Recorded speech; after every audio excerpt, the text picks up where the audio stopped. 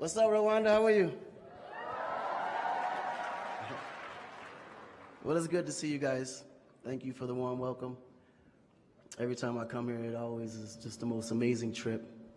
People here are so humble, beautiful, warm, very welcoming.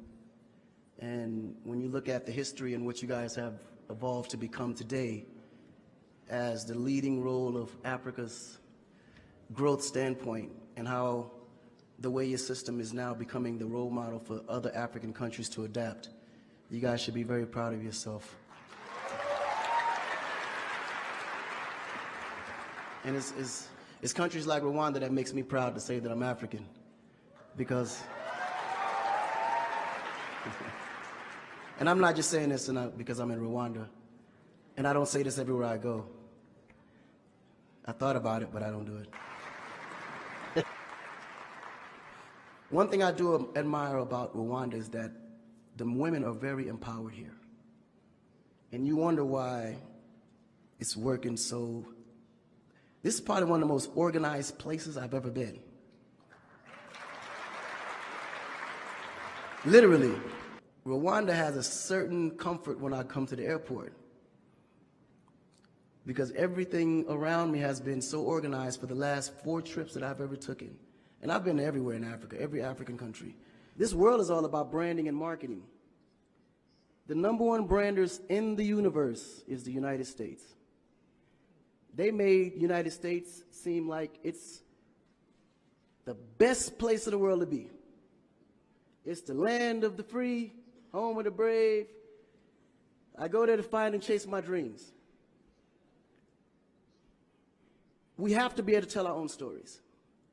Directors, filmmakers, entertainers, it's going to be clearly, and the press, it's going to be your job to redefine how people think about Africa.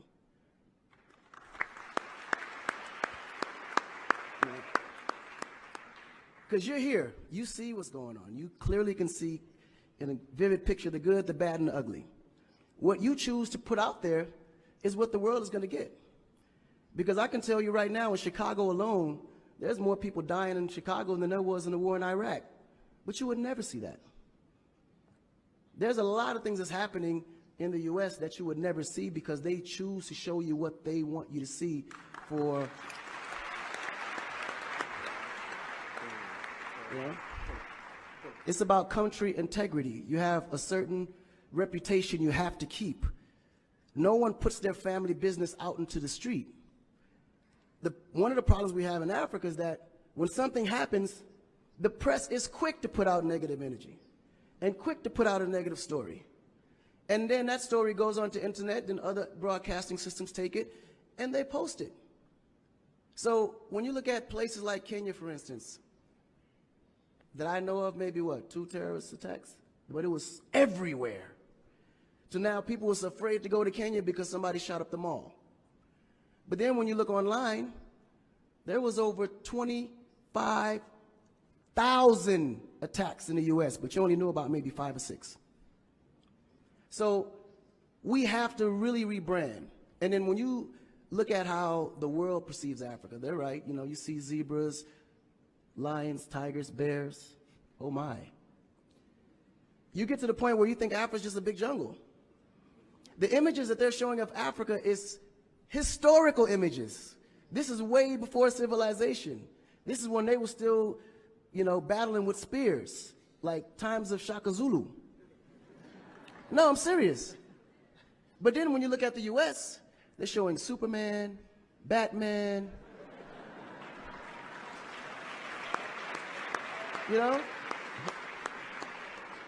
Where is our Superman? Where is our, Shaka Zulu should be a superhero today.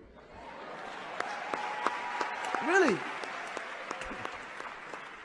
So we have to tell our own stories. I mean, even Jesus is white. And you believe it. But it's okay, because how you were framed, if you taught something from the day you were born, and your mother taught you that, your father taught you that, it's real. You never look at your mom and your dad as liars. But their mother and father taught them the same thing, because that's the kind of history that's put out for them to believe. Our history books in the U.S. is all white American history. culture that's been borrowed from other nations. But Africa have to teach the same history of our ancestors, the great things that they have accomplished. You know? And it's going to be the jobs of directors like yourself, filmmakers like yourself, to narrate that story. How do we want to be perceived? How do we want that story to be narrated to the rest of the world? This younger generation, we kind of figured it out. Because now, when you look at hip-hop in America, every rapper is rich. Gold chains, Bentleys, nice girls by the pool with bathing suits in his big mansion. And then, when the video's over, they get on their phone and call an Uber. They don't even come in the Bentley that you just saw in the TV. But you go to Nigeria, we got Wizkid, Davido, P-Square, all these guys driving a Bentley, Mercedes. They actually own those cars. That's the difference. But if we don't translate that, they will never know. They think we're going to leave the shoot and go home on a horse or a zebra. Because that's what they know. This is why African Americans are so afraid of Africa. You mention Africa, they start shaking. There's so much fear. They don't know how to translate that. It was just recent that people are now saying, yeah, man, you know what? I rock with Africans, man. You know what I'm saying? I want to do some collaborations, man. Yo, man, I need an Afrobeat remix, you know what I'm saying? But before, they'd be like, man, I don't know that dude. I'm not putting him on my record. So the younger generation is slowly understanding how you have to rebrand the culture, because the culture has adapted. They've actually took everything that we've created and made it look better. They made a superstar look like a superstar. When I look on TV and I see our biggest entertainers, they don't look like stars. That's why you can't really respect the entertainer. If a politician saw a singer, he'd just be like, oh, he's just a local singer. But if he go to that local singer's performance, he may sell out the stadium because he has a huge influence, but the image is not there. So we have to take the image as a huge accountability for ourselves and realize that Africa really does have a reputation. But if we allow our stories to be told, our stories will be told according to their agenda on what they need to be able to benefit from Africa. So we have to tell our story so we can be able to understand how we can utilize that story to benefit for our agenda. You know? So in closing, this job is for the entertainers, the filmmakers, the reporters, and anyone that creates content. We have to rebrand. And we have to rebrand it in the way that we see it and tell the story to where they can understand it, feel comfortable, and want to come in.